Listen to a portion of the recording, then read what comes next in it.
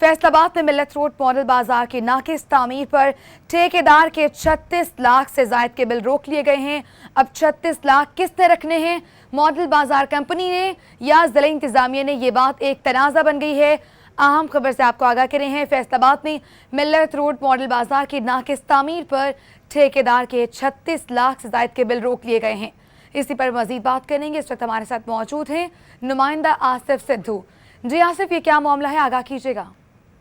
जी आयशा वहीद, ये मिल्लत रोड पर मिल्लत road model बाजार बनाया गया था डिस्ट्रिक्ट गवर्नमेंट की जानिब से, जिसका 4 करोड़ फंड जिसके लिए रखे गए थे, जबकि कॉन्ट्रैक्टर की जानिब से इसकी जो तमीराती काम है वो बेहतर तरीके से ना किया गया और बिल्डिंग को नाकिस तरीके से बनाया गया, जिस पर उसके 36 लाख के जो बिल थे वो रोक लिए गए हैं जिला इंतजामिया की जानिब से। जबकि अब उन 36 लाख को अफसरान आपस में तकसीम नहीं कर पा रहे कि किस तरीके से करना है। जो मॉडल बाजार कंपनी के अफसरान हैं उनकी जानिब से मरासले लिखे जा रहे हैं डिस्ट्रिक्ट गवर्नमेंट को कि वो 36 लाख हमें दे दिए जाएं, जबकि जिला इंतजामिया के जो अफसरान हैं उनको खदशात मौजूद हैं कि अगर ये इनको दे दिए जाएंगे तो ये खुद हो जाएंगे, जबकि इनको डिस्ट्रिक्ट गवर्नमेंट के पास ही रहना चाहिए। ये बात आपस में तनाज़ा बन गई है और मॉडल कंपनी की जानिब से लेटर लिखे जा रहे हैं, जबकि डिस्ट्रिक्ट गवर्नमेंट की जानिब से उनको कोई जवाब नहीं दिया जा रहा। और दोनों जानिब से अफसरान ये तय नहीं कर पा रहे कि ये रकम जो है 36 लाख की या किसके पास जाएंगे। ठेकेदार की जानिब से तो महफूज कर लिए गए, वो कि मॉडल बाजार गैर फाल हो चुका है मिल्लत रोड का, और उस पर जो 36 लाख के अलावा 3 करोड़ और 65 लाख के करीब रकम लगाई गई है, वो भी खसारे में चली गई है। और मॉडल बाजार को अब नकारा बनाकर एक साइड पर लगा दिया गया है। कई जगह पर मॉडल बाजार बनाने की जो तजावीज हैं वो अब जेरे बहस हैं, जबकि डिस्ट्रिक्ट गवर्नमेंट और मॉडल कंपनी के अफसरान में ये बात अब तनाज़ा बन गया कि 36 लाख किसने रखना है। आइंदा चंद दिनों में इस बारे में जो हकीकत है वो सामने आ जाएगी कि क्या ये महफूज तरीके के साथ गवर्नमेंट के खजाने में महफूज रहते हैं या थोड़े थोड़े तकसीम होकर अफसरान की जेबों में चले जाएंगे। जी हाँ, ये आइंदा कुछ दिनों में पता चल जाएगा। आसिफ से तो बहुत शुक्रिया, हमें तफसीलात से आगाह कर रहे थे।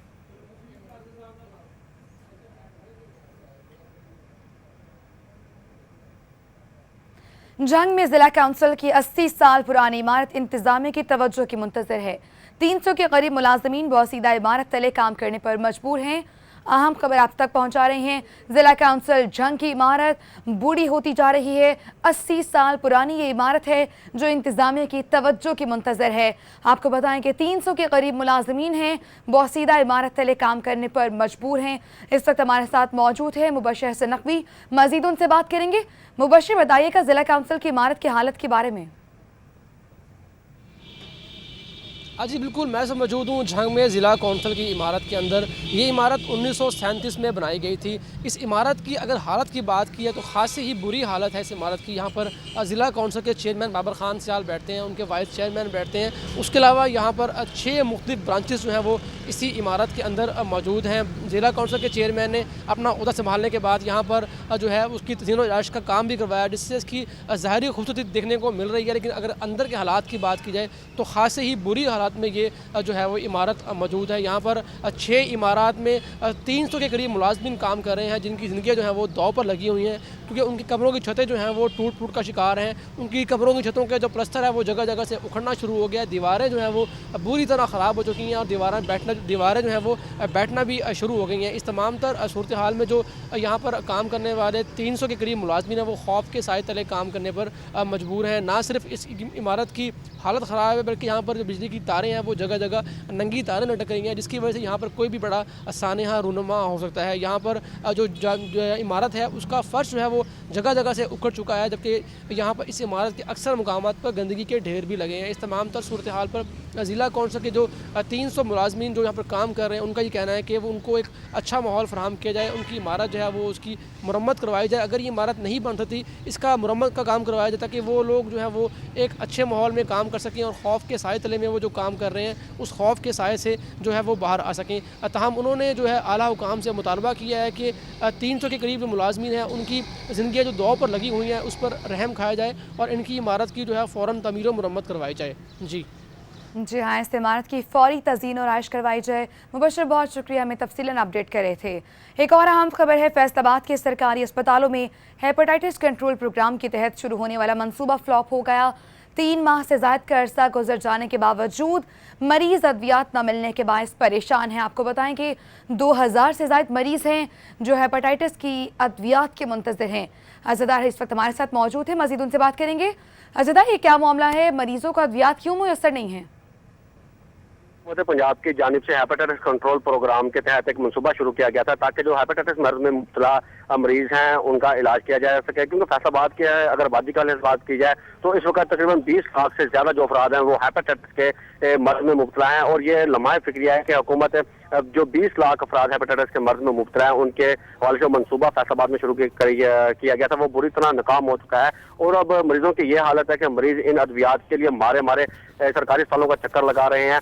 3 माह कबल जो ये अद्वियात थी ये खत्म हुई थी, और इससे पहले क्योंकि ये जो कोर्स होता है ये 6 माह पर मबनी होता है, और इससे पहले जो हुकूमत की जानिब से फैसलाबाद के सरकारी अस्पतालों को अद्वियात फराम की गई थी, वो तो पहले जो राउंड था उसमें 6 माह की जो अद्वियात थी वो फराम की गई, मगर एक सिर्फ राउंड लगाने के बाद अब दूसरा जो राउंड है उसके हवाले से हुकूमत पंजाब के पास ये अद्वियात देने के लिए पैसे नहीं है, जिसके बायस यहाँ पर आने वाले जो मरीज हैं उन्हें काफी परेशानी का सामना करना पड़ रहा है। फैसलाबाद के अगर अलैड अस्पताल के वाले से बात की जाए तो यहाँ पर मरीजों की तादाद 1800 से तजावज कर चुकी है, जबकि जनरल अस्पताल गुलाम अहमदाबाद में 60 से ज्यादा जो मरीज हैं वो भी अभी तक अद्वियात के मरीज जो है वो मुंतजिर हैं। इसी तरह BHQ अस्पताल फैसलाबाद की बात की जाए तो वहां पर भी अद्वियात ये नायाब हैं। तो यहाँ पर जो टोटल मरीज हैं इनकी तादाद 2000 से ज्यादा तजावज कर चुकी है, जिससे मरीज इंतहाई परेशान है और मारे अद्वियात के लिए फिर रहे हैं। इस सिलसिले में जो हमारे अलाइड अस्पताल के MS है डॉक्टर राशिद मकबूल और अलाइड अस्पताल के फोकल पर्सन है डॉक्टर मासूमा सरदार, उनसे गुफ्तगू हुई है।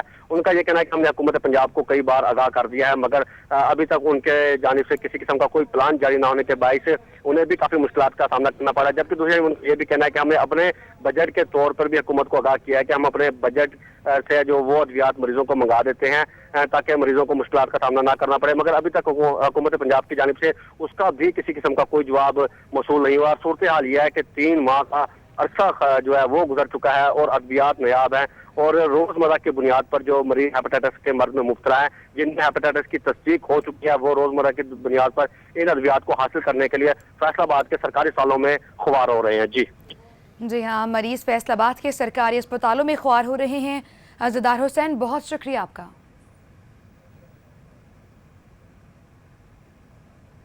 अभी आपको बताएं, फैसलाबाद में पंजाब पुलिस वालों के निराले अंदाज, कानून के रखवाले ही कानून का मजाक उड़ाने लगे हैं। पंजाब पुलिस का जवान भी आज़ादाना यात्रा करते हुए पकड़ा गया, लेकिन ट्रैफिक वार्डन खामोश तमाशाई बने रहे, किसी ने उसको रोकने की जहमत ना की। अहम खबर से आपको आगाह करें हैं, फैसलाबाद से पंजाब पुलिस वालों के निराले अंदाज देखने में आए।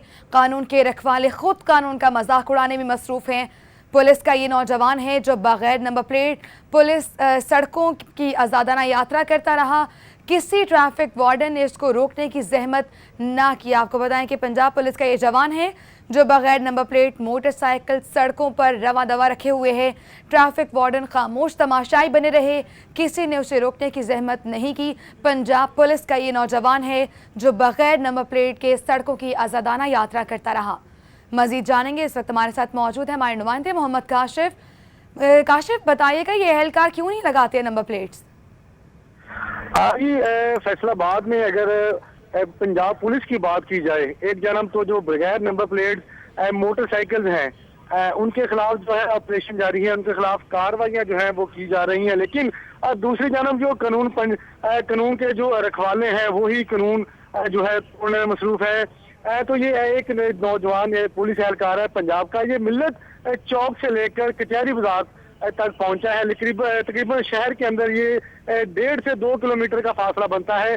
तो किसी भी पुलिस जो ट्रैफिक वार्डन है उसने नहीं रोका। फैसलाबाद पुलिस के जवान जो है अक्सर जो बगैर नंबर प्लेट मोटरसाइकिलों पर घूमते नजर आते हैं, जैसे कि ये पुलिस एहलकार जो है देखा जा सकता है। एक जानब जो आम शहरी है उनके खिलाफ जो ट्रैफिक वार्डन है और रोजाना की बुनियाद पर लाखों रुपए के जो है चलान किए जा रहे हैं, चलान कर रहे हैं आम शहरियों को, लेकिन दूसरी जानब जो पंजाब पुलिस के नौजवान है, एहलकार है, वो बगैर नंबर प्लेट के मोटरसाइकिल मेन शहर के मेन एरिया में, जहाँ पर हर चौक के अंदर एक ट्रैफिक वार्डन या 2 ट्रैफिक वार्डन लाजमी जो है जो होते हैं, तैनात होते हैं। लेकिन इसके बावजूद भी 1.5 से 2 किलोमीटर का फासला शहर में जो है तय किया, लेकिन इसके बावजूद किसी भी ट्रैफिक पुलिस एहलकार ने इनको नहीं रोका। फैसलाबाद में दोहरा कानून जो है वो लागू कर दिया गया है। आम शहरी पर जो है एक अलग से कानून बना दिया गया है। आम शहरी के चालान भी किए जाए, उनको तशद्दुद जो ट्रैफक वार्डन के जानिब से तशद्दुद का निशाना भी बनाया जाता है। लेकिन जो पुलिस एहलकार हैं, जो पंजाब पुलिस के जवान हैं, उनके लिए अलहदा कानून है। वो जहां मर्जी यात्रा करें मोटरसाइकिल नंबर प्लेट के बगैर, जो मर्जी, लेकिन इनको रोकने वाला कोई नहीं है। जी हाँ, इनको रोकने वाला कोई नहीं है। मोहम्मद काशिफ, बहुत शुक्रिया आपका।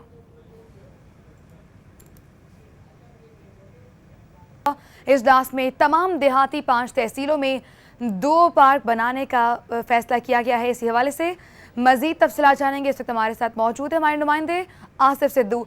जी आसिफ, इजलास में क्या कुछ ज़ेर बहस रहा, आगाह कीजिएगा। हाँ जी बिल्कुल, वज़ीर-ए-आज़म कौमी तरक्याती प्रोग्राम के तहत DC सुलेमान गनी की सरबराही में मीटिंग हुई है, जिसमें हेल्थ, एजुकेशन, बिल्डिंग डिपार्टमेंट, वासा, PHA समेत दीगर मुतल्लिक़ा इदारों के अफसरान मौजूद थे।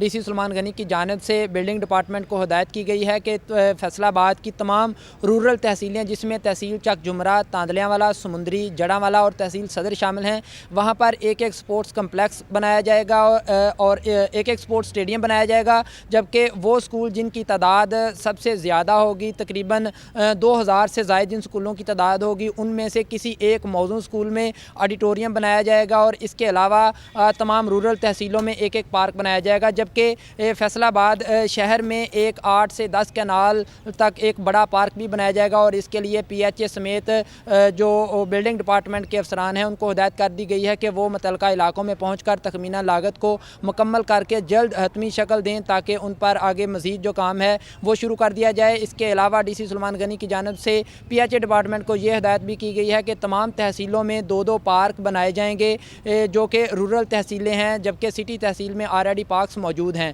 रूरल तहसीलों में 2 पार्क्स जो हैं वो उनके लिए मौजूद जगह का इंतखाब किया जाए। जबकि अगर किसी तहसील में पहले से बना हुआ पार्क मौजूद है और वो गैर फ़ाल है, तो उसमें भी मज़ीद फैसिलिटीज़ मुहैया करने के लिए काम किया जाए। DC सुलेमान गनी की जानिब से तमाम अफसरान को हिदायत की गई है कि वो मौका पर पहुँच कर साइट्स विज़िट करके इनको जल्द अज जल्द हतमी शक्ल दें, ताकि इस पर आगे नेक्स्ट जो काम है वो शुरू कर दिया जाए। जी आसिफ सिद्धू, बहुत शुक्रिया आपका। अभी आपको एक और अहम खबर दें। फेडरल बोर्ड ऑफ रेवेन्यू की जानिब से इनकम टैक्स की अदम अदायगी पर बैंक अकाउंट्स मुंजमद करने का सिलसिला जारी है। Deputy commissioner inland revenue Imran Zafar ने बैंक हुकाम को ख़त भी लिख दिए हैं। इसी मुतालिक मज़ीद तफसीलात जानेंगे अपने नुमाइंदे अब्दुर्रहमान से। जी अब्दुर्रहमान, बैंक हुकाम को ख़त लिख दिए गए हैं, इस पर अमल दरामद कब से शुरू होगा? जी बिल्कुल, इस हवाले से फेडरल बोर्ड ऑफ रेवेन्यू ने उन टैक्स अहकाम जिनकी कई सालों से जिनका इनकम टैक्स अदा नहीं किया जा रहा, उनके खिलाफ कार्रवाई का सिलसिला शुरू कर रखा है। और इस हवाले से बैंक अकाउंट को खत लिखे जा रहे हैं कि इनके जितने भी पाकिस्तान पूरे में जितने भी बैंक अकाउंट्स हैं उनको मुंजमद करके उसका पैसा निकाल कर FBR के अकाउंट में डाल दिया जाए। इस हवाले से जो अदम अदायगी टैक्स पर जिनके बैंक अकाउंट्स मुंजमद किए गए, उसमें अली ट्रेडर्स है, अजीम ट्रेडर्स है, जिनके जुम्मा 1,70,00,000 की टैक्स अदायगी थी। फिर इसी तरह पे इंटरनेशनल लाइन्स के जिम्मा भी टैक्स अदायगी थी 14 लाख की। फिर इसके अलावा पाक पोल्ट्री के जिम्मा 1 लाख रुपए टैक्स वाजिबुल अदा था। इसी तरह 73,000 रुपए की टैक्स की अदम अदायगी थी अली ट्रेडर्स के जिम्मा। इन तमाम के बैंक अकाउंट जितने भी थे पूरे मुल्क में उनको बंद करने के अहकाम जारी कर दिए गए, ताकि उसमें जितना भी उसमें पड़ी हो रकम वो तमाम की तमाम निकाल के फेडरल बोर्ड ऑफ रेवेन्यू के खजाने में जमा कर दी जाए, ताकि उनकी जुम्मा जो इनकम टैक्स वाजिबुल अदा वो कवर किया जा सके। जी हाँ, टैक्स कवर किया जा सके। अब्दुर्रहमान, बहुत शुक्रिया आपका।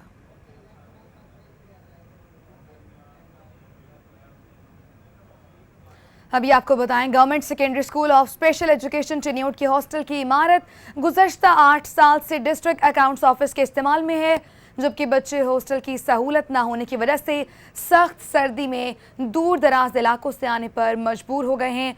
अहम खबर से आपको आगाह कर रहे हैं। चिन्यूट से अहम खबर है, जहां government secondary school of special education Chiniot की हॉस्टल की इमारत गुज़श्ता 8 सालों से डिस्ट्रिक्ट अकाउंट्स ऑफिस के इस्तेमाल में है। इससे मुतालिक मज़ीद तफसीलात जानेंगे कलीमुल्लाह बलोच से। जी कलीमुल्लाह, आगाह कीजिएगा।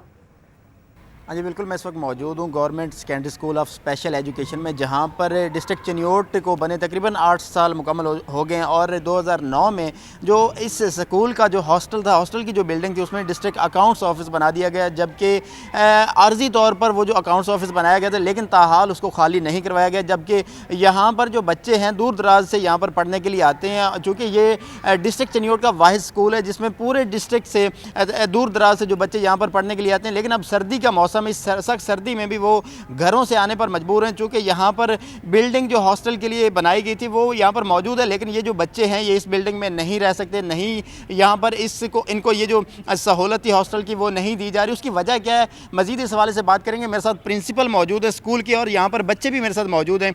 मैं बताइएगा कि यहाँ पर बिल्डिंग जो हॉस्टल के लिए बनाई गई थी वो तो मौजूद है, उसमें डिस्ट्रिक्ट अकाउंट्स ऑफिस बना हुआ है, लेकिन ये बच्चे ये जो सहूलत है वो अवेल नहीं कर पा रहे, क्या वजह इसकी?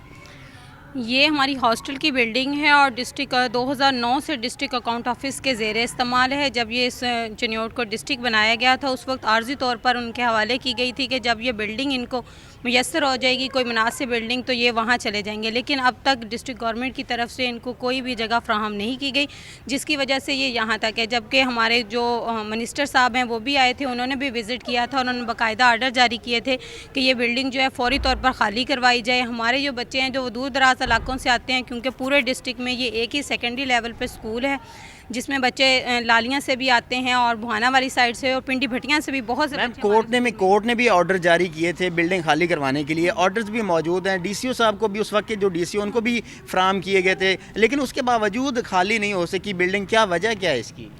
हाँ जी, हाई कोर्ट के आर्डर भी हमारे पास मौजूद हैं, मगर उस वक्त भी जब हमने डीसीओ साहब से रिक्वेस्ट की थी तो उन्होंने यही कहा था कि इनको हम कोई मुनासिब बिल्डिंग दे देते हैं तो फिर ये खाली कर देंगे, मगर अब तक इस पर कोई अमल दरामद नहीं हो सका। और हमारे बच्चे इतनी सर्दी के मौसम में भी रोज़ाना सफ़र करके यहाँ स्कूल में आते हैं। जी बिल्कुल, यहाँ पर चूँकि हाई कोर्ट ने भी ऑर्डर जारी किया था कि फिलफौर ये जो बिल्डिंग हॉस्टल की है, इस स्कूल की है, उसको खाली किया जाए ताकि ये जो बच्चे हैं दूर दराज से अभी भी इस सख्त सर्दी के मौसम में भी आने पर मजबूर हैं। और उन ऑर्डर्स को भी जो ऑर्डर्स के बावजूद भी ये जो बिल्डिंग खाली नहीं करवाई गई थी, उस वक्त के जो डीसीओ चिन्योट थे उन्हें ये ऑर्डर हाई कोर्ट की तरफ से जारी किए गए थे कि फिलफौर इस बिल्डिंग को खाली करवाया जाए, लेकिन ताहाल उनकी तरफ से भी कोई इकदाम नहीं किए गए थे। जबकि अब के जो डीसी किस्म के कोई इकदाम नहीं किए जा रहे। और यहाँ ये जो बच्चे हैं इनका ये मुतालबा है, पुरजोर मुतालबा है कि आया कि फ़ौरन ये जो बिल्डिंग है खाली करवाई जाए, चूँकि ये स्कूल की बिल्डिंग है, इन बच्चों के लिए बिल्डिंग बनाई गई थी, चूँकि ये डिस्ट्रिक्ट चिन्योट का वाहिद स्कूल है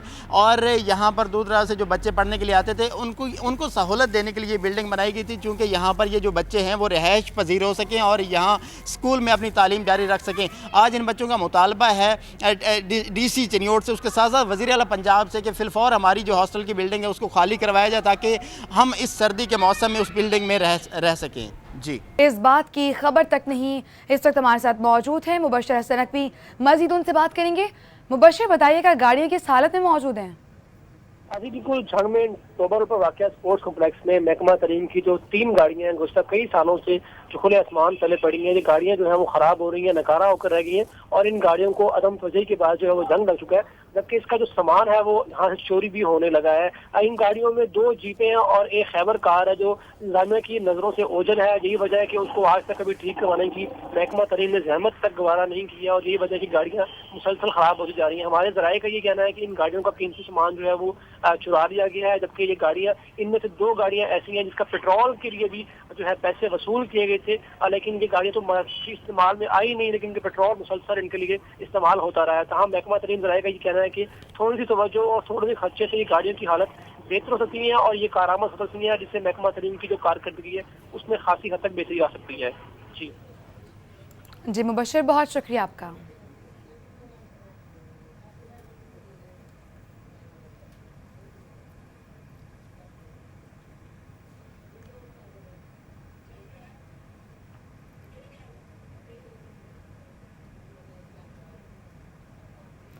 तालीमी बोर्ड फैसलाबाद ने हाफिज़ कुरान माजूर और BSc रियाजी की स्कॉलरशिप का ऐलान कर दिया।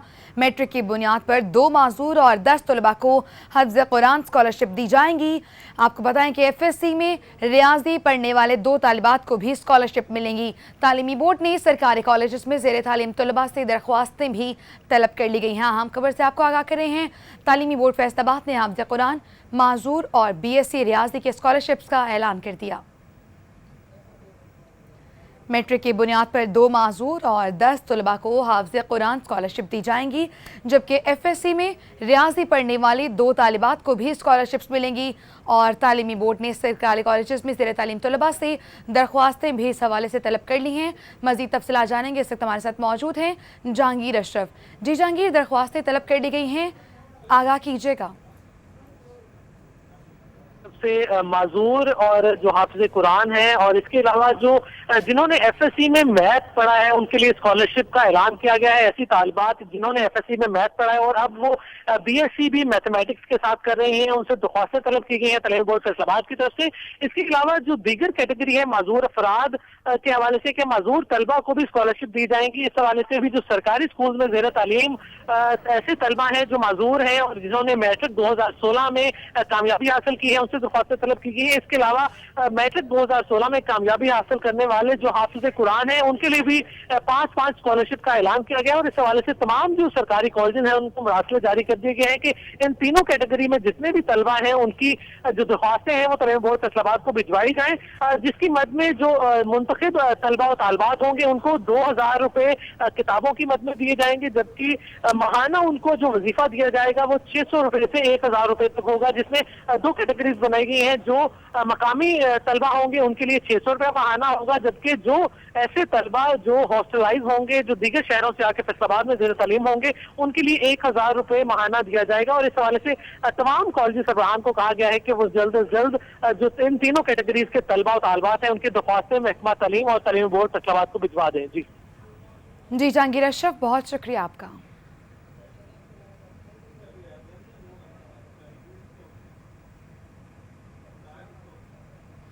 रेलवे स्टेशन फैसलाबाद पर रेलवे प्रेम यूनियन की तरफ से खुसूसी इजलास मरकजी deputy chief organiser Khalid Mahmood Chaudhry की ज़ेर सदारत हुआ, जिसमें बगैर फाटक रेलवे क्रॉसिंग का मसला ज़ेर गौर आया। मज़ीद जानेंगे अपने नुमाइंदे मोहम्मद बिलाल डोगर से। जी बिलाल, इजलास में मज़ीद क्या कुछ ज़ेर गौर रहा, आगाह कीजिएगा। जी बिल्कुल, मैं इस वक्त रेलवे स्टेशन फैसलाबाद मौजूद हूँ, जहाँ रेलवे प्रेम यूनियन की तरफ से एक मीटिंग का अहतमाम किया गया, जिसका जो एजेंडा था वो ये है कि बगैर फाटक के रेलवे क्रॉसिंग के ऊपर आए रोज़ जो हादसा हो रहे हैं, जो है जैसा कि गुज़श्ता रोज़ गोजरा के अंदर एक वाक़या हुआ जिसमें 6 अफराद जो मेहरान सुजुकी में थे ट्रेन के हादसे में जाँ बाक हुए। उसके बाद ऐसी कई जो 51 पॉइंट्स हैं जो कि फैसलाबाद भर में हैं जहाँ बगैर फाटक रेलवे क्रॉसिंग है, बड़ी तादाद में लोग गुजरते हैं, हादसा मामूल बनते जा रहे हैं, मौत का सामान बन गया ऐसी रेलवे क्रॉसिंग, लेकिन उस पर कोई भी एक्शन नहीं लिया जाता। मरकजी डिप्टी चीफ ऑर्गेनाइजर हैं खालिद महमूद चौधरी साहब, उन्होंने इसकी सदारत की है, वो हमारे साथ मौजूद भी हैं, उनसे हम बात करेंगे इस हवाले से। जी खालिद साहब, बताइएगा कि ये आए रोज़ ऐसे हादसा हो जाते हैं, इसकी वजह क्या, कौन इसका जिम्मेदारी अपने सर लेगा? क्योंकि महकमा रेलवे की तरफ से ये कहा जाता है ये सूबाई हुकूमत और ज़िला हुकूमत की जिम्मेदारी बनती है फाटक लगाना, लेकिन फिर क्या आवाम की जानें ऐसे ही ज़ाया होती रहेंगी? कोई जिम्मेदारी लेने को तैयार क्यों नहीं है? बिस्मिल्लाहिर्रहमानिर्रहीम। सबसे पहले मैं पाकिस्तान रेलवे प्रेम यूनियन की तरफ से और रेलवे मुलाजमीनों की तरफ से कल का जो अंदोनाक हादसा हुआ है उनके वरसा के साथ इस हादसे पर मैं अफसोस का इज़हार करता हूँ, ताज़ियत करता हूँ और दुआ करता हूँ कि बारी ताला उनको अपने जवार रहमत में जगह दे और सब्र दे उनके पसमानदान को। जो बात आपने बगैर फाटक के रेलवे क्रॉसिंग, जिसको अनमैन लेवल क्रॉसिंग कहा जाता है, इस हवाले से जो आपने बात की है, अनमैन लेवल क्रॉसिंग तमाम के तमाम पूरे पाकिस्तान में सूबाई हुकूमतों और डिस्ट्रिक्ट हुकूमतों की रिक्वायरमेंट के ऊपर बनाए जाते हैं अवाम की सहूलत के लिए। ये उस वक़्त अनमैन लेवल क्रॉसिंग की ज़्यादा ज़रूरत पड़ती थी जब रोड इंफ्रास्ट्रक्चर पाकिस्तान में इंतहाई कम लेवल पर था। अब रोड इंफ्रास्ट्रक्चर जो है वो काफ़ी फैल चुका है। हम ये समझते हैं कि इन अनमैन लेवल क्रॉसिंग को या तो फौरी तौर पर बंद कर दिया जाए, इसकी वजह से रेलवे का भी अरबों रुपए का अब तक नुकसान हो चुका है और कीमती सैकड़ों हज़ारों के हिसाब से जानें भी ज़ाया हो चुकी हैं। या तो इनको बंद कर दिया जाए या सूबाई गवर्नमेंट और डिस्ट्रिक्ट गवर्नमेंट फ़ंड मुहैया करे जिससे ये इनके ऊपर फाटक लगे। आपके इस प्रोग्राम की वसातत से मैं आपको बताना चाहता हूँ कि पूरे पाकिस्तान में इस वक्त बगैर फाटक के लेवल क्रॉसिंग, जिसको अनमैन लेवल क्रॉसिंग कहा जाता है, उनकी तादाद 2470 है, जिनमें से 51 जो है वो फैसलाबाद डिवीज़न में है। हमारा ये मुतालबा है कि इस हवाले से अगर पूरे पाकिस्तान में इन लेवल क्रॉसिंगों को फाटक लगाने हैं तो 25 अरब रुपए की ज़रूरत है।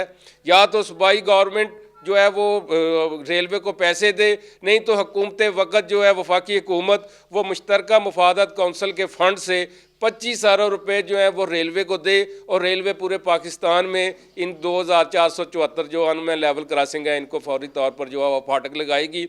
इसके साथ साथ मैं मीडिया से भी गुजारिश करूँगा कि वो पब्लिक की अवेयरनेस के लिए इश्तिहारात की शक्ल में, दूसरी पब्लिसिटी की शक्ल में लोगों को बताएं कि हर लेवल क्रॉसिंग के ऊपर रेलवे ने एक बोर्ड भी लगाया हुआ है आगाही के लिए कि दाएं बाएं देखकर फिर इस लेवल क्रॉसिंग को जो है वो क्रॉस करें। इसमें मैं समझ तो रोड व्हीकल के जो ड्राइवर हैं वो भी गैर जिम्मेदारी का मुजाहरा करते हैं। आपके प्रोग्राम की वसातत से मेरी उनसे भी गुजारिश है कि रेलवे क्रॉसिंग को जब क्रॉस करते हैं तो इंतहाई जिम्मेदारी के साथ दाएँ बाएँ देख कर फिर क्रॉस करें।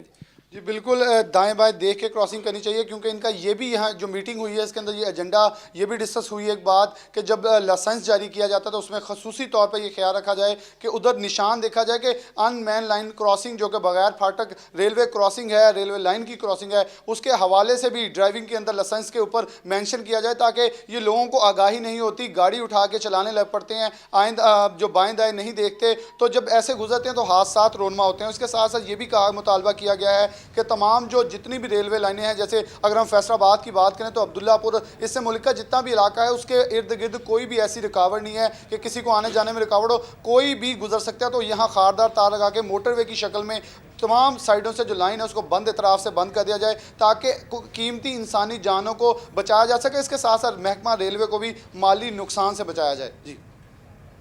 जी बिलाल, बहुत शुक्रिया आपका। अहम खबर है, इंटरनेशनल क्रिकेट खिलाड़ी सईद अजमल ने 2018 में लॉन्च होने वाले डिजिटल करेंसी वन कॉइन में शमूलियत का ऐलान कर दिया है।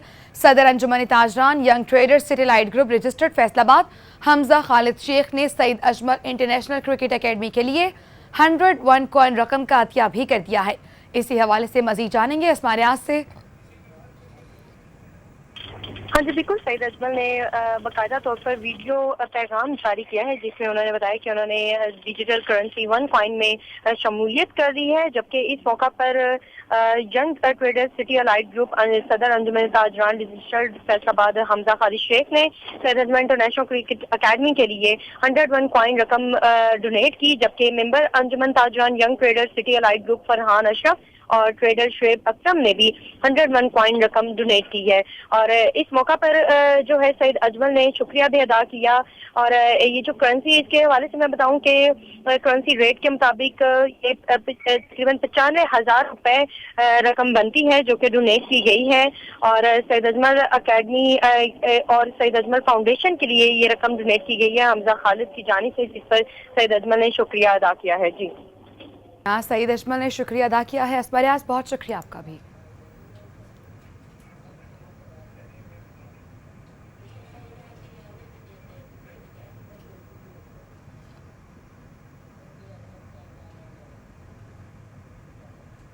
खबरों के सिलसिले को आगे बढ़ाएं और अब आपको बताएं कि डिस्ट्रिक्ट एंड सेशन जज नज़ीर अहमद गजाना का डिस्ट्रिक्ट जेल का दौरा। डिस्ट्रिक्ट एंड सेशन जज ने बैरकों में जाकर कैदियों से मुलाकातें की। डिस्ट्रिक्ट एंड सेशन जज ने कैदियों के मसाइल भी सुने। आपको आगाह कर रहे हैं, फैसलाबाद से खबर है, डिस्ट्रिक्ट एंड सेशन जज नज़ीर अहमद गजाना ने डिस्ट्रिक्ट जेल का दौरा किया है। डिस्ट्रिक्ट एंड सेशन जज ने बैरकों में जाकर कैदियों से मुलाकातें की हैं। डिस्ट्रिक्ट एंड सेशन जज ने कैदियों के मसाइल भी सुने हैं। इससे मुताल्लिक मज़ीद तफसीलात जानेंगे अपने नुमाइंदे अज़दार हुसैन से। जी अज़दार, तफसीलात से आगाह कीजिएगा।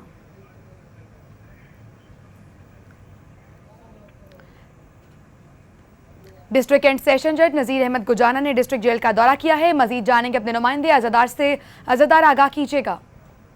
जी बिल्कुल, ये डिस्ट्रिक्ट एंड सेशन जज नज़ीर अहमद गजाना है जिन्होंने अपना चार्ज संभालने के बाद आज जो पहला उनका दौरा था वो उन्होंने डिस्ट्रिक्ट जेल, उसके बाद बोस्टल और उसके बाद वो अपना जो दौरा है वो सेंट्रल जेल का करेंगे। इस वक्त वो बोस्टल जेल का दौरा कर रहे हैं। इससे कबल उन्होंने डिस्ट्रिक्ट जेल का दौरा किया। जब उन्होंने डिस्ट्रिक्ट जेल का दौरा किया तो वहाँ पर वो बैरकों में गए हैं और एक एक जाके कैदी से मुलाकात की और वहाँ पर मौजूद खवातीन जो थी डिस्ट्रिक्ट जेल में उनसे भी उनकी मुलाकात हुई है। खवातीन और वहाँ पर मौजूद जो दीगर कैदी थे उनसे जो थे वो मसाइल जाने और जो डिस्ट्रिक्ट एंड जो डिप्टी सुप्रीडेंट जेल से district and session district jail के जाहिद महमूद उन्हें हदायत की कि कैदियों के मसाइल के हवाले से जो इकदाम हैं वो किए जाएं। जबकि दूसरी जानिब इस मौके पर उन्होंने कैदियों को तरगीब भी दी कि आप अदालतों पर यकीन रखें, आपके साथ मुकम्मल अदालतों में इंसाफ किया जाएगा। और वहाँ पर मौजूद कैदियों को हदायत की कि आप रोज़मर्रा की बुनियाद पर जो 5 टाइम की नमाज हैं वो अदा करें, कुरान मजीद की तिलावत करें। इसके अलावा दीगर जो मसाइल से खाना उन्होंने चेक किया और डिस्ट्रिक्ट जेल में वो अस्पताल में गए और वहाँ पर मौजूद अद्वियात को चेक किया है, ड्यूटी को चेक किया है कि यहाँ पर किस किस्म की जो अद्वियात है वो मरीजों को फराहम की जा रही है और तसल्ली बख्श होने के बाद वो इस वक्त बोस्टल जेल का दौरा कर रहे हैं। जी इज़्ज़तदार हुसैन, बहुत शुक्रिया आपका हमें तफसीलात से आगाह करने के लिए।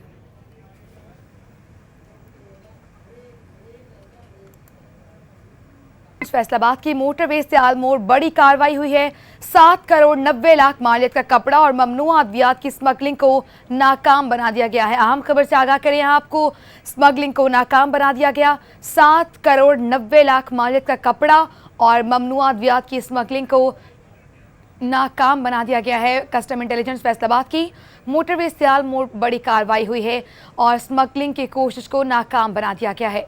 इससे मुतालिक मजीद तफसीलात जानेंगे अपने नुमाइंदे मोहम्मद बिलाल डोगर से। जी बिलाल, कार्रवाई की गई है, स्मगलिंग को नाकाम बना दिया है, मजीद क्या तफसीलात हैं? बिल्कुल, कस्टम इंटेलिजेंस की तरफ से ये फैसलाबाद की तरफ से कार्रवाई अमल में आई है, जिसमें सियाल मोड़ मोटरवे पर ये कार्रवाई की गई है। रावलपिंडी से लाहौर जाने की इतला बताई गई है कि बड़ी तादाद में जो कपड़ा और ममनुआ अद्वियात हैं वो ले जाई जा रही थी, जिसको नाकाम बना दिया गया, जिसमें 7 करोड़ 90 लाख मालियत जिसकी बताई गई है। जिसमें से जो पहली आपको मैं बताया चलूँ, जो कपड़ा है वो 6 करोड़ मालियत का बताया जा रहा है, जबकि ममनुआ अद्वियात हैं 1 करोड़ 90 लाख की बताई जा रही हैं। मैं ये एक चीज मेंशन कर दूं, ये भारत से तमाम का तमाम जो कपड़ा ये इंडियन है, जिसमें साड़ी है, लहंगा है, शरारे हैं और मुख्तलिफ किस्म के जो कपड़े हैं वो इसमें शामिल है। सूट हैं और रेडीमेड भी हैं, जबकि अनसिले हुए कपड़े भी इसमें शामिल हैं। और ये मुकम्मल तौर पर 3 ट्रक थे, मिनी मजदा ट्रक हैं, जो कि कब्जे में लिए गए हैं इंटेलिजेंस कस्टम की जानिब से। और इनको अब जो जितना भी कपड़ा है वो सील करके कस्टम हाउस में सील करवा दिया गया। तीनों ट्रक हैं, तीनों ट्रक ड्राइवर हैं, उनको जेरे तफ्तीश लाया जाए ताकि उनसे पूछा जा सके असल मालिक कौन है और कौन इसका कसूरवार है कि इतना जो कपड़ा बड़ी तादाद में रावलपिंडी से लाहौर जो स्मगलिंग का जो काम था उसे रोका गया है। ये कौन था जो इतना बड़ी तादाद में जो कपड़ा है उसको लेकर जाने की जो कोशिश कर रहा था। जी बिलाल डोगर, बहुत शुक्रिया आपका।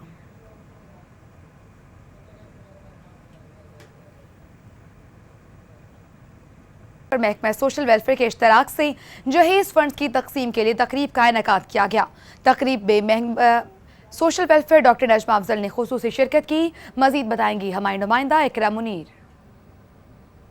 हाँ जी बिल्कुल, इस वक्त मौजूद हूँ अब्दुल्लापुर में वाक़ महकमा औकाफ़ के दफ्तर में, जहाँ पर आज महकमा औकाफ़ की जानिब से जो है 90 मुस्तहिक ख़ानदानों में 9 लाख के चेक तकसीम किए जा रहे हैं। जहेज़ कमेटी की जानिब से चेक तकसीम किए जा रहे हैं। ये उन अफराद को दिए जा रहे हैं जो ये पैसे जिनकी बेटियों के जो है जहेज़ ख़रीदने के लिए उनको पैसे दिए जा रहे हैं। इस हवाले से मज़ीद बात करते हैं महकमा सोशल वेलफेयर की चेयरपर्सन और जहेज़ कमेटी की चेयरपर्सन डॉक्टर नजमा अफजल हमारे साथ मौजूद है। मैम, आप क्या कहेंगी इस जो आज की ये जो चेक डिस्ट्रीब्यूशन हुई है इसके हवाले से? जी, ये चेक जो है हम पूरे फैसलाबाद ज़ोन में तकसीम करवा रहे हैं और इसमें 2 हमारे डिस्ट्रिक्ट्स आ रहे हैं, टोबा और झंग से, और फैसलाबाद डिस्ट्रिक्ट इटसेल्फ। तमाम ख़वातीन जो हैं ये ज़रूरतमंद ख़वातीन, और इसमें 90 बच्चियों को हम जहेज़ के लिए 10-10 हज़ार रुपये का चेक तकसीम कर रहे हैं। और ये महकमा औकाफ़ की तरफ से ये सारा कुछ जो है दिया जा रहा है और मैं समझती हूँ इससे बहुत सी ख़वातीन और बच्चियाँ मुस्तफ़ीद हों। हाँ जी बिल्कुल, आपने सुना कि चेयरपर्सन महकमा social welfare doctor Najma Afzal साहिबा का कहना है कि ये जो 9 लाख डिस्ट्रीब्यूट किए जा रहे हैं ये उन बच्चियों और उन ख़ानदानों के लिए इंतहाई मुफीद साबित होंगे जो अपनी बेटियों की शादी करना चाहते हैं लेकिन पैसों की कमी की वजह से वो जहेज़ खरीदने में मुश्किलात का सामना करना पड़ा है। जहेज़ कमेटी की जानिब से आसान काविश की गई है। फैसलाबाद जोन के जंग और जो डिवीज़न के जो शहरी हैं उनमें ये जो है चेक तकसीम किए गए। इस हवाले से मज़ीद बात करते हैं। महकमा औक़ाफ़ के जोनल हेड हमारे साथ मौजूद है। सर, क्या कहेंगे कि क्या प्रोसीजर है चेक डिस्ट्रीब्यूशन का, किस तरह महकमा इसको मैनेज करता है? बिस्मिल्लाहिर्रहमानिर्रहीम। ये हर साल हमारा जो महकमा है अपने जो उसके पास वो मीगर से सोर्सेज हैं उनमें से हर जोन के लिए एलोकेशन की जाती है। इस साल फैसलाबाद और तमाम दीगर जो जोनल हैं सतह के हमारे दफातर उन्हें 18 लाख रुपया जहेज़ फ़ंड के मद में दिया गया है और हम वक्फा के बाद मुस्तहकीन से दरख्वास्तें तलब करते हैं और फिर वो जो दरख्वास्तें हैं वो हमारे जो मेम्बरान हैं इस जहेज़ फ़ंड की उसकी सतह पे भी स्क्रूटनी होती है। फिर दफ्तर में ये आकर उसकी स्क्रूटनी होती है कि आया ये जो दरख्वास्त गुजार है ये इस जहेज़ की हकदारा है। हाँ जी, बिल्कुल आपने सुना। इनका कहना है कि बाकायदा एक पूरा प्रोसीजर होता है जिसको फॉलो किया जाता है। जहेज़ कमेटी की जानिब से एक पूरे प्रोसीजर के तहत इनकी दरख्वास्तें तलब की जाती है, फिर आइडेंटिफिकेशन होती है, वेरिफिकेशन होती है, जिसके तहत ये तस्लीम किया जाता है कि आया ये मुस्तहिक है। उसके बाद इन्हें महकमे की जानिब से जो फ़ंड इकट्ठा होता है उसको 3 से 6 माह के ड्यूरेशन में तकसीम किया जाता है और फिर उन पैसों को महकमा सोशल वेलफेयर के साथ मिलकर इन अफराद तक पहुँचाया जाता है। महकमा औक़ाफ़ में आज 9 लाख रुपये की चेक डिस्ट्रीब्यूशन की जा रही है। जहेज़ कमेटी की जानिब से वालिदैन को चेक दिया जा रहा है ताकि उन्हें बेटियों की जो है वो शादी आसान तरीके से कर सकें। जी इकरा, बहुत शुक्रिया आपका। अभी आपको एक अहम खबर देंगे। म्यूनसिपल कमेटी चनियोट की हफ्ता सफाई मुहिम अवाम के लिए वबाल जान बनती जा रही है। एक हफ्ते में म्यूनसिपल कमेटी शहर का एक रोड भी साफ नहीं कर सकी। अहम खबर से आपको आगाह करें हैं। म्यूनसिपल कमेटी चनियोट की हफ्ता सफाई मुहिम अवाम के लिए वबाल जान बन चुकी है। एक हफ्ते में म्यूनसिपल कमेटी शहर का एक भी रोड साफ नहीं कर सकी। मजीद तफसीलात जानेंगे ब्यूरो चीफ चनियोट वसीम अहमद से। जी वसीम, बताइएगा, अभी तक एक भी रोड साफ नहीं हो सका। म्यूनसिपल कमेटी चनियोट ने जो है वो सफाई हफ्ता के नाम से एक मुहिम का आगाज़ किया था जिसमें पूरे शहर की सफाई की जानी थी और जितने भी जो सीवरेज पाइपलाइन है उनको भी साफ करने का जो अमल था वो भी किया जाना था। मैं आपको बताते चले कि गुज़िश्ता जितने भी अदवार थे उनमें जो सीवरेज लाइन थी हर साल वास्ता से मशीनरी मंगवाकर उनको साफ किया जाता था, लेकिन रवा साल जैसे ही म्यूनसिपल कमेटी के जितने भी अहदेदारान हैं उन्होंने जो है वो इसका चार्ज संभाला तो इस साल जो है जितनी भी सीवरेज लाइन है उसको उखाड़ कर और दोबारा से उसको नई पाइपलाइन बिछाने के लिए इस मुहिम का आगाज किया गया था और एक हफ्ते के दौरान जो है वो एक रोड जो है चनियोट का मेन झंग रोड जो है उसको क्लियर नहीं किया जा सका, जिसके साथ पूरा शहर जो है उसकी जो सफाई है वो ताहाल बाकी है। जितने भी इलाके हैं चनियोट के वो गंदगी का ढेर बन चुके हैं जिसकी वजह से ताउन भी शहर में फैल रहा है, लेकिन ये जो म्यूनसिपल कमेटी का अमला है वो सिर्फ झंग रोड पर जो है वो काम में मसरूफ है। इस हवाले से जो चेयरमैन बल्दिया चनियोट है महर खालिद, उनका कहना है कि बल्दिया के पास सिर्फ 145 जो खाकरोब हैं वो 149 खाकरोब काम कर रहे हैं, जबकि दीगर जो 145 खाकरोब हैं वो वीवीआईपी ड्यूटीज पर मामूर है, जिसके बायस जो शहरियों को जितने भी शहर हैं उसको साफ करने में मुश्किलात का सामना करना पड़ रहा है। उनका कहना था कि 294 खाकरोब में से अगर 145 जो है वो वीवीआईपी ड्यूटीज पर मामूर रहेंगे तो शहर का जो है वो सफाई को जो मलहूज़ खातर रखना जो है वो मुमकिन नहीं। इस हवाले से उनका कहना था कि डिप्टी कमिश्नर ने हमें जब ओहदा चार्ज संभालने के बाद यकीन दहानी करवाई थी कि आपके जितने भी मुलाजमीन हैं जितने भी खाकरोब हैं उनको दोबारा जो है वो टीएमए को दे दिया जाएगा, बल्दिया को दे दिया जाएगा, लेकिन ताहाल जो है वो अपने जो अहकामात हैं उन पर अमल दरामद नहीं करवा सके। जी हाँ, अपने अहकामात पर अमल दरामद नहीं करवा सके। बहुत शुक्रिया वसीम हमें अपडेट करने के लिए।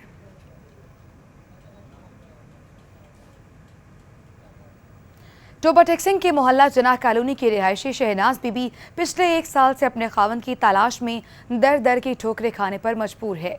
मजीद जानने के लिए हमने राब्ता किया है अपने नुमाइंदे शाहिद महमूद से। जी शाहिद, ये क्या मामला है, आगाह कीजिएगा। जी बिल्कुल, हमारे साथ एक साहिल मौजूद हैं। ये इनका एक पहले एक शादी थी, दूसरी शादी इन्होंने तारिक महमूद नामी के साथ की है और जो 1 साल कबल थोड़ा अर्सा रहने के बाद वो इनको छोड़कर साइड पे हो गया है। और मामला ये हुआ है कि ये थानों की तरफ गई हैं इंसाफ लेने के लिए कि मेरा हस्बैंड मुझे ढूंढ कर दिया जाए कहाँ पे है, लेकिन थानों के चक्कर लगा लगा कर बेबसी की हालत में ये अदालतों की तरफ रुख किया है कि अदालतों के साथ इंसाफ लेकर मैं अपने खामद को ढूंढ सकूँ, लेकिन अभी तक इनका खामद 1 साल से, पिछले 1 अरसे से अभी तक नहीं मिल सकता। ये क्या माजरा हुआ, कैसे हुआ, हम इनसे बात कर रहे हैं। आप बताइएगा कि किस तरह ये आपके खामद को रूपरुश किया गया, कौन करने वाले हैं वो? शौकत है, खालिद है, ओदियां हमशीरा, शाजियां बीबी, गुड़िया, ओदे बनवईए इन्ना कमाहालीए रखे होया सी, ਉਹਨੂੰ ਕੋਈ ਮੇਰੇ ਨਾਲ ਰਾਬਤਾ ਨਹੀਂ ਹੋਣ ਦਿੰਦੇ ਸੀ, ਕੋਈ ਕੁਛ ਨਹੀਂ ਕਰਨ ਦਿੰਦੇ ਹੈਗੇ ਸੀ। ਫਿਰ ਡੀਐਫਸੀ ਕੋਲ ਇਕੱਠਾ ਹੋਇਆ ਸੀ, ਉੱਥੇ ਨਿਆਂ ਉਹਨਾਂ ਖੁਦ ਕਿਹਾ ਅਸੀਂ ਨਿਆਂ ਦਿੰਨੇ ਆ। ਮੈਂ ਕਿਹਾ ਸਾਹਰ ਜੀ ਦਿਓ ਨਿਆਂ। ਇੰਨਾ ਕਿਹਾ ਹੈਗਾ ਸੀ ਸ਼ੌਕਤ ਵੀ ਤੇ ਖਾਲਿਦ ਦੀ ਅਸੀਂ ਨਿਆਂ ਦਿੰਨੇ ਆ। ਮੈਂ ਕਿਹਾ ਤੁਹਾਡਾ ਨਿਆਂ ਨਹੀਂ ਲੈਣਾ, ਤੁਹਾਡਾ ਬਣਵਈਆ ਨਿਆਂ ਦੇ ਦੇਵੇ। ਸਰ ਜੀ ਉਸ ਤੇ ਨਿਆਂ ਲਿਖ ਲਿਖਾ ਹੋ ਗਿਆ, ਸਾਰਾ ਕੁਝ ਹੋ ਗਿਆ। ਡੀਐਫਸੀ ਹੀ ਨੇ ਨਿਆਂ ਜਿਸ ਦੇ ਲੈਣਾ ਸੀ ਉਹਦੇ ਉਹਨਾਂ ਦਾ ਕੋਈ ਬੰਦਾ ਨਹੀਂ ਆਇਆ। ਡੀਐਫਸੀ ਹੀ ਮੈਂ ਇਹਨੂੰ ਕਿਹਾ ਤੇ ਬੀਬੀ ਜਾ ਪਰਚੇ ਦੇ ਆਰਡਰ ਦੇਤੇ। ਸਰ ਜੀ ਪਰਚੇ ਦੇ ਆਰਡਰ ਦਿੱਤੇ ਹੋਏ ਇੰਨਾ ਖਾਲਿਦ ਤੇ ਸ਼ੌਕਤ ਨੇ ਰੁਕਾਤੇ। ਮੈਨੂੰ ਪੁਲਿਸ 'ਚ ਕੋਈ ਇਨਸਾਫ ਨਹੀਂ, ਮੈਨੂੰ ਅਦਾਲਤਾਂ ਦੇ ਵਿੱਚੋਂ ਜੱਜਾਂ ਕੋਲ ਮੈਨੂੰ ਇਨਸਾਫ ਮਿਲਣਾ ਹੈਗਾ। ਮੈਨੂੰ ਪੁਲਿਸ ਵਾਲਿਆਂ ਤੋਂ ਕੋਈ ਇਨਸਾਫ ਨਹੀਂ ਹੈਗਾ, ਕੋਈ ਇਨਸਾਫ ਨਹੀਂ ਮੈਂ ਲੜਦਿਆ, ਕੋਈ ਇਨਸਾफ नहीं हैगा। अच्छा, जो आपके लिए एक तलाकनामा भेजा गया वो क्या था, वो क्या जाली था, क्या असली था, किसकी तरफ से आया? वो जाली सी ना यूनियन कौंसल चा ना हामी मेरे को स्टाम हैगा, जाली बनाया गया वा। शौकत खालिद इन्होंने दोनों जहां जाली सबूत मेरा पेश किया, मैनू ब्लैकमेल की रखा वा, लोगों के दरखास्त दिवा, लोगों के परचे करवा। इन्हें ब्लैक अगे दो शादियां दोनों बिरावां कीतियां होईयां वा, तिन्ना बिरावां दो शादियां। जी बिल्कुल, इनका कहना है कि वो जो तलाकनामा भेजा गया वो एक जाली था, जिस पे के ऊपर जो साइन थे वो बाद में जब चेक कराए गए वो साइन भी उन्होंने कहा कि हमारे नहीं है, किसी और के। ना तो यूनियन कौंसिल में इनका कोई रिकॉर्ड है कि हमने तलाकनामा भेज दिया है। अब ये तो अदालतों की तरफ आ गए हैं, अदालतों से इंसाफ है। सुहेल अंजम की अदालत में ये केस चल रहा है। अब इंतज़ार में है कि कब मेरा शौहर मेरे सामने आता है। जी।